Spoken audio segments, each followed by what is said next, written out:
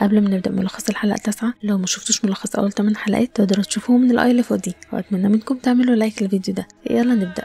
على أنغام أغنية هذه ليلتي لأم كلثوم بتبدأ الحلقة 9، وبنشوف مديحة وهي خارجة من الأوضة 207 بعد ما شافت في اللوحة اللي جوه حد مقتول وسيلفيو هو اللي قتله، وسيلفيو ده اللي جاي يشتري الأوتيل. بس فاتن اللي جمت لسانها وقالت لها انتي مش هتقولي ايه اللي شفتيه. سيلفيو بقى اللي جاي يشتري الاوتيل راح وقعد مع الخواجه مايكل وقال له انت ليه عايز تبيع الاوتيل مع انك بتكسب منه؟ قال له تعبت واشتغلت كتير وعايز ارجع ايطاليا اقضي بقيه حياتي هناك، وقال له انه موافق على العرض اللي هو قدمه له. فقال له بس مش ده السبب، انت خايف وعايز تمشي، انت خايف من الاوضه 207. فمايكل انكر ده مع انها الحقيقه وقال له انا عايز ابيع الفندق، هتشتريه ولا اشوف حد تاني؟ وفي الوقت ده دخلت فاتن وقالت لمايكل ومين اللي قال ان انت عايز تبيعه؟ فشبه عليها قالت له حلو، يعني بدأت تفتكرني. وبصت لسيلفيو اللي ما كانش فاهم هي مين ولا بتقول ايه، ولما بصت له سحرت له وما اتحركش وما نطقش ولا كلمه. فمايكل قلق عليه وما كانش فاهم ايه اللي حصل له. قالت له سيلفيو دلوقتي مش معانا، انا جايه ابلغك رساله، الرساله منها انتوا كان في بينكم اتفاق بيقول انك عمرك ما هتسيب الاوتيل ولا هتبيعه، ومهما حصل في الاوضه عمرك ما هتقفلها ولا تمنع حد يدخلها، ولو انت عايز ترجع عن الاتفاق ده فانا جاي افكرك انا ممكن اعمل فيك ايه ساعتها. وسابته ومشيت.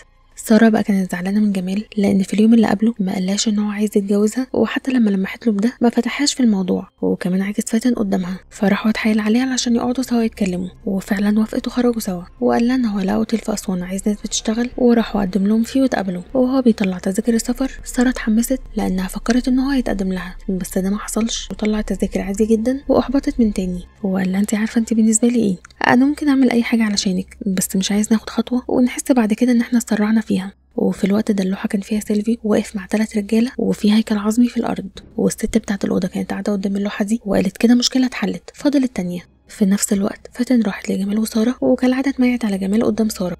الله، ده انت هنا؟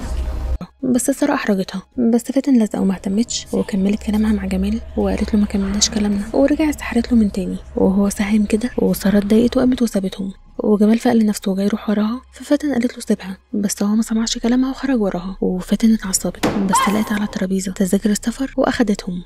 في اليوم اللي بعده مديحة كانت لسه مساهمة وطريقتها غريبة، ومصطفى لاحظ ده، ولما سألها قالت له مش عارفة، حاسة ان في حاجة هتحصل، حاجة انا عارفاها وعايزة اقولها وعلى طرف لساني بس مش قادرة انطقها ولا عارفة افتكرها. اما جمال فراح لسارة وحاول يصلح اللي حصل معاها امبارح، بس هي مرضتش تكلمه او تفتح معاه الموضوع، واكتشف ان تذاكر اسوان مش معاه، فافتكر ان هو نساها على ترابيزه امبارح وفاتن كانت هناك، فطلع لها الاوضه علشان يسالها. فقالت له يدخل جوه، ولما دخل شاف نفسه في انعكاس المرايه في هيئه الملك الايوبي الصالح نجم الدين ايوب، وفاتن كانت الجاريه شجره الدر، وكان بيمشي وراها وقال لها بالعربيه الفصحى ان هو بيحبها وهتبقى مراته ومن بعده هتكون الملكه. قالت له هتكون ليا؟ قال لها مش هكون لحد غيرك. قالت له اذن اعلنها، اعلن عن حبك لي امام الجميع. وفي الوقت ده شاف سارة وانجذب ليها وراح وراها. فشجرة الدر قالت له سيبها واتعصبت عليه، وشكلها بقى مشوه بالشكل ده. ففاق من العصر الايوبي ولقى فاتن واقفه قدامه وقالت له غريبه، ما يبانش عليك خالص ان انت لو نفسك في حاجه تقدر تسيبها. بس هو قاومها وما خانش ساره اللي فاتن هتموت وتخليه يخونها، واخد تذكرتين اللي هو كان طالع علشانهم اصلا ونزل. ولما نزل فاتن قالت للست بتاعه الاوضه اللي كانت موجوده بس مش ظاهره بيحبها، بس ما تقلقيش انا هقدر عليه. ونزل يدور على ساره لقاها داخله بتعيط وقالت له ان هي عايزه تقعد معاه، وقعدت معاه وقالت له انا رايي ناجل السفر، انا بحبك زي ما انت بتحبني ودي حاجه انا عمري ما شكيت فيها، بس السؤال ده كفايه؟ ده خليني اسافر معاك واسيب كل حاجه بالسرعه دي بس علشان خايفين من الاوضه وخايفين من اللي ممكن يجرى لنا بسببها؟ مفيش اتنين بيبتدوا حاجه جديده مع بعض علشان خايفين. قال انا ما قلتش نسافر علشان خايفين، لو كده كنت سافرت لوحدي من زمان، انا عايزه ابقى معاكي. قالت له هتفضل معايا لحد امتى؟ وكانت خايفه لما يتجوزوا يزهق منها ويخونها زي ما كان بيخون سوسن مراته زمان. فقال انا لما كنت متجوز سوسن ما كنتش بحبها وما كنتش عايزها. قالت له مفيش حد بيبطل حاجه هو متعود عليها، وقبل ما ناخد خطوه في طريق مش قادرين نكمله مع بعض ناخد وقتنا ونعتبر الوقت ده امتحان، يا نعديه سوا يا كل واحد يروح لحاله. وسابته وطلعت ولقيت فاتن فوق اللي قالت لها بيبقوا متجوزين وخاطبين وبيحبوا بعض اكتر ما جمال بيحبك وبرده في الاخر بيجولي. قالت لها ما يتهيأليش، عارفه ليه؟ علشان صحي جمال معهوش فلوس لكن ما بيحبش الحاجات الرخيصه. قالت لها جايز، بس الاكيد الليله جمال هيكون معايا. وجمال رجع اوضته وسمع همسه فاتن اللي اول ما بيسمع همسها بيروح لها. المره دي جمال قاوم شعره ان هو يطلع لفاتن وخرج من الاوتيل وراح كافيه وقعد فيه، وبعد شويه شاف هناك الست بتاعه الاوضه وقالت له ما كانش ينفع اسيبك تبعد وتاخد ساره وتسافر، مش بعد ما قربنا قوي كده. قربنا نخلص كل اللي بدأنا سوا، قرب يخلص.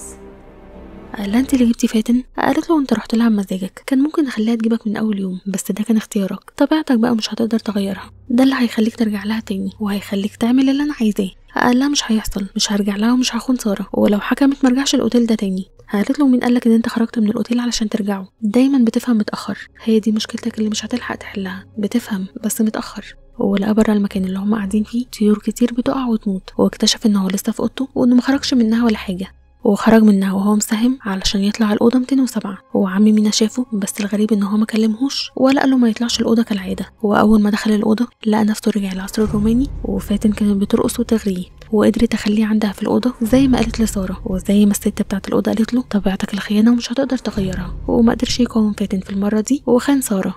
وجا الصبح وعم مينا كان قاعد في الريسبشن، وبنته كلمته في التليفون قلقانة عليه لأنه مروحش امبارح. وفي الوقت ده عم مينا اكتشف ان هو طول الليل بايت في الريسبشن وما حسش بالوقت. ولما اكتشف ده طلع يدور على جمال وما لقاهوش في اوضته.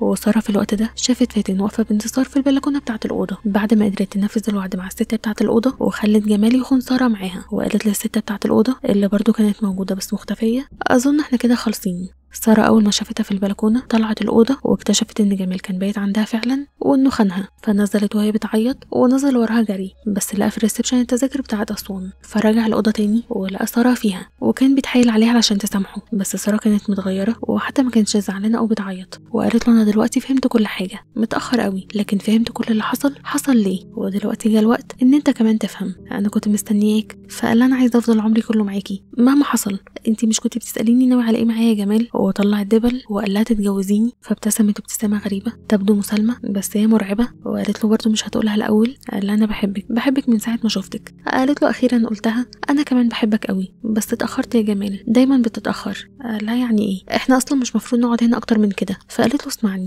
انا ما بقتش خلاص اخاف من الاوضه، وانت كمان مش المفروض تخاف عليا اكتر من كده، انت فاهم وعارف كل اللي هيحصل من الاول بس ما كنتش عايز تقولي. فافتكر الست بتاعه الاوضه لما قالت له في حلقه زوجين اللي كان فيها الزوج بيقدم كل سنه زوجه قربان للاوضه علشان الاوضه توري له وتعيشه مع مراته حبيبته الاولى ليله واحده كل سنه، ولو مش فاكرينها هتلاقوها في الاي اللي فوق دي. افتكرها لما قالت له في اليوم ده انت عارف ايه اللي هيحصل في النهايه، مهما عملت ومهما حاولت ساره مش هتخرج من هنا عايشه. وعيط لساره وقال لها لا ما تسيبنيش، لا عشان خاطري ما تسيبنيش. كل ده كانت لعبه من الاوضه على جمال، وساره ما كانتش فيها لان ساره بعد ما شافته بيخونها نزلت من الاوضه وما رجعتهاش تاني وطلعت تعيط في الجنينه. وسيلفيو اللي فاتن سحرت له في اول الحلقه راح لها بسكينه وقتلها وماتت. ومصطفى وجمال لما شافوها كده طبعا اصطدموا وكانوا زعلانين قوي. ومديحه قالت لهم انا كنت عايزه الحقها وكنت عايزه اقول بس ما قدرتش اقول، وانهارت لانها شافت في اللوحه ان ساره هيحصل لها كده. بس فاتن لجمت لسانها وقالت لها مش هتقولي لحد على اللي انت شفتيه. وفي الاوضه جمال اكتشف ان ساره ماتت وان اللي شايفها قدامه لعبه من الاوضه وانهار.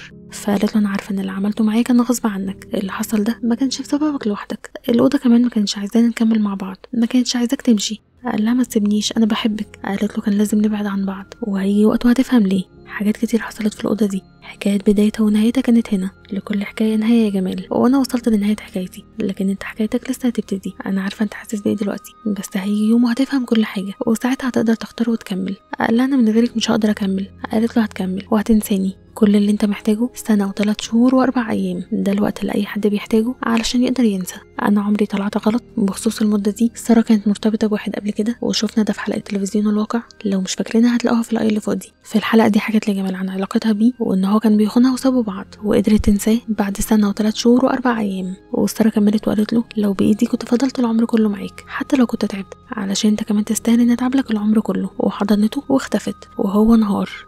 وده كان اخر مشهد من الحلقه 9 من مسلسل الغرفه 207. لو عجبكم الفيديو اعملوا له لايك وسبسكرايب للقناه وتفعلوا زر الجرس علشان يوصلكم اشعار بالحلقه الاخيره وباي فيديو ننزله. سلام.